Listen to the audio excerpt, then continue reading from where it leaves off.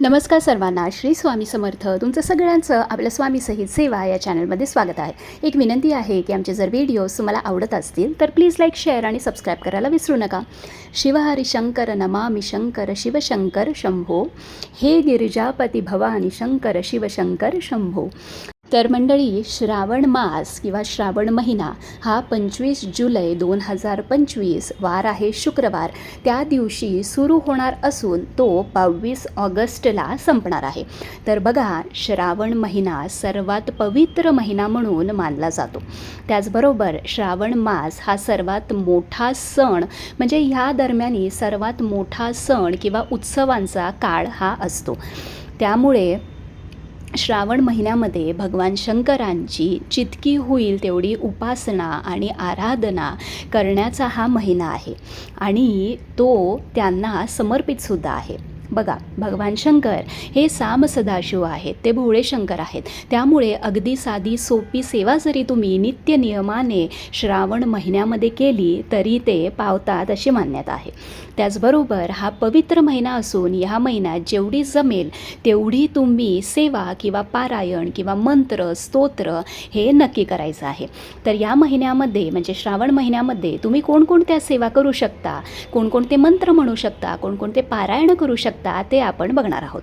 तर बघा, या महिन्यामध्ये तुम्ही मेन म्हणजे शिवलीला अमृत हा खूप पवित्र ग्रंथ आहे आणि हा श्रावण महिन्यामध्ये वाचलाच जातो. त्यामुळे तुम्ही शिवलीला अमृताचं पूर्ण पठण करू शकता. त्याच्यानंतर जर तुम्हाला शिवलीला अमृताच्या पोथीचं पूर्ण पारायण करायला झालं नाही तर तुम्ही ह्या पोथीमधला म्हणजे शिवलीला अमृताचा 11वा अध्याय जो आहे तो तुम्ही दररोज वाचू शकता. आता दुसरं म्हणजे त्याचबरोबर श्रावण महिन्यामध्ये आवर्जून लोक नवनाथ पारायण हे नक्की करतात. जर तुम्हाला जमलं आणि शक्य असेल तर आपली जी दिंडोरी प्रणीतची जी नवनाथ पोथी आहे, नवनाथ भक्तिसार, ते पूर्ण तुम्ही त्याचं पारायण करू शकता. आता बरीच लोकं आहेत ज्यांना अगदीच जमत नाही तर त्यांनी काय करावं, संक्षिप्त नवनाथ भक्तिसार म्हणून हे दिंडोरी प्रणीतचीच पोथी आहे, त्याच्यामध्ये 9 अध्याय आहेत, ते तुम्ही पारायण नक्की करावे. किंवा अगदीच जर तुम्हाला जमत नसेल तर नवनाथ ग्रंथातील म्हणजे या मेन ग्रंथातील 40वा अध्याय तुम्ही दररोज वाचू शकता. कारण या अध्यायामध्ये संपूर्ण नवनाथ भक्तिसाराचं सार आलेलं आहे. त्यामुळे आपल्याला पूर्ण ग्रंथ किंवा पूर्ण पोथी वाचलेल्याचं फळ हे आवर्जून मिळेल. त्यामुळे ह्या ही दोन पारायणसुद्धा तुम्ही करू शकता किंवा शिवलीला अमृताचा 11वा अध्याय आणि नवनाथ भक्तिसारामधला 40वा अध्याय तुम्ही वाचू शकता. त्याचबरोबर बरीच लोक 16 सोमवारचे व्रत करतात. श्रावणामध्येच ते चालू करतात. तर पहिल्या सोमवारपासून तुम्ही 16 सोमवाराचे व्रतसुद्धा सुरू करू शकता. त्याचबरोबर ज्यांना 11 गुरुवारांची स्वामींची सेवा करायची आहे ते पहिल्या श्रावण गुरुवारपासून तुम्ही 11 गुरुवारची सेवा करू शकता. आता बघा, भगवान शंकरांची अतिशय आवडतीची सेवा आणि उच्च कोटीची सेवा म्हणजेच रुद्राभिषेक. तुम्हाला श्रावण महिन्यामध्ये दररोज जमलं तर तुम्ही दररोज रुद्राभिषेक घरी करा. कारण ज्या घरामध्ये व्यसन केलं जातं किंवा खूप कटकटी आहेत, दारिद्र्य आहे, पैसा टिकत नाही आहेत, मुलं ऐकत नाही आहेत किंवा नवरा बायकोंच्यामध्ये खूप भांडणं होत असतील तर त्या घरात दररोज रुद्राभिषेक झालाच पाहिजे आणि मग ते पाणी त्यांना प्यायला दिलं पाहिजे. ह्यांनी खूप फरक पडतो. अगदीच जमलं नाही तर रुद्राभिषेक तुम्ही दर सोमवारी म्हणजे श्रावण सोमवारी शिवामूठ अर्पण करण्याच्या अगोदर रुद्राभिषेक करून मग तुम्हाला शिवामूठ अर्पण करायची आहे.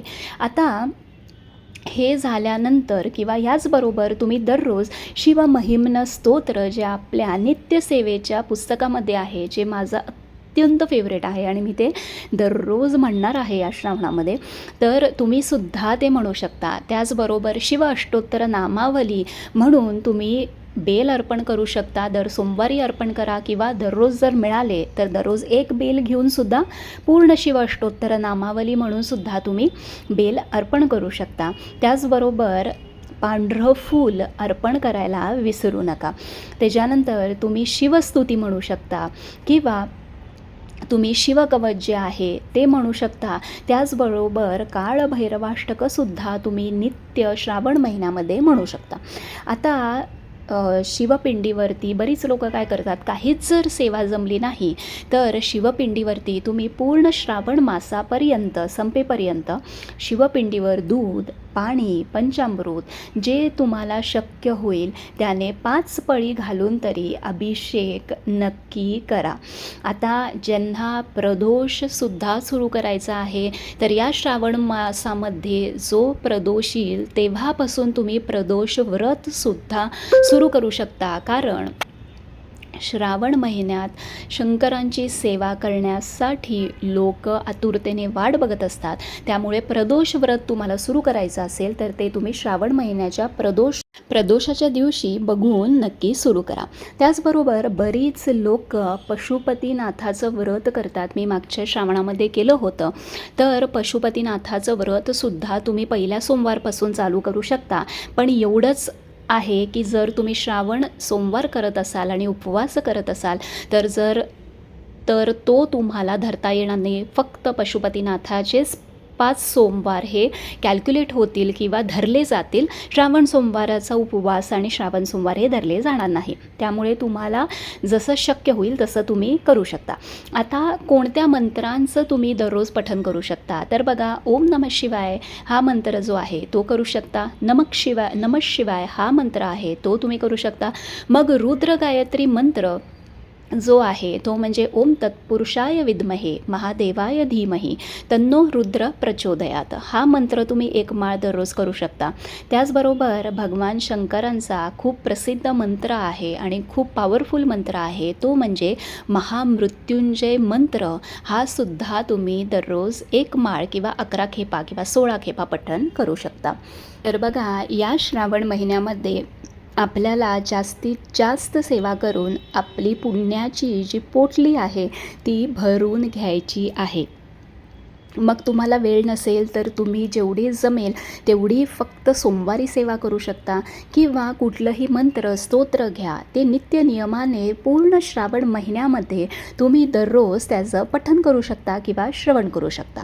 तर बघा, भगवान शंकरांची देवी लक्ष्मीची सेवा करण्याची ही खूप सुवर्णसंधी आहे. हा खूप महत्त्वाचा महिना आहे. त्यामुळे प्लीज जेवढी जमेल तेवढी सेवा नक्की करा. मी सुद्धा जेवढी जमेल तेवढी मी सुद्धा डेली रुटीन फॉलो करूनच सेवा करणार आहे. तिथं मात्र स्वतःवर लोड घ्यायचा नाही आहे, हेल्थशी कॉम्प्रोमाइज करायचं नाही आहे, कारण ते देवालासुद्धा आवडत नाही आणि आपल्याला त्याचं फळसुद्धा मिळत नाही. आता जी मंडळी उपवास करणार आहेत त्यांनी आपली नित्य नियमाने औषधं घ्यायची आहेत. औषधं टाळायची नाही आहेत. उपवासाला औषधंही चालतात. त्यामुळे तुमच्याकडं काही ग्रंथ, पोथी किंवा शिवपिंड जर नसेल म्हणून हा व्हिडिओ लवकर तुम्हाला आलेला आहे, कारण तोपर्यंत तुम्ही या सगळ्या वस्तूंची तुम्ही व्यवस्थित अरेंजमेंट करू शकाल. तर काही प्रश्न असतील तर कमेंट बॉक्समध्ये नक्की विचारा. श्री स्वामी समर्थ.